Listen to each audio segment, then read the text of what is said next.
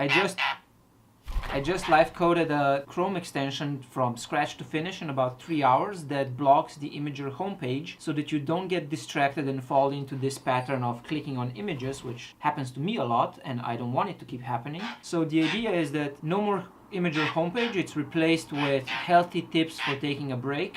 At the same time, you can continue using Imgur as a way to host images, to look at images when somebody links you to a direct page or something like that. So the idea is to just stop you from going to imgur.com and going and clicking into a bunch of images. Happens to me way too much and I got frustrated with it and I wanted it to stop. So I built this. Alright, so you go to imgur.com and instead of the Imgur homepage, you get a nice gif of a cat and an idea for what to do. Walk around for 5 minutes.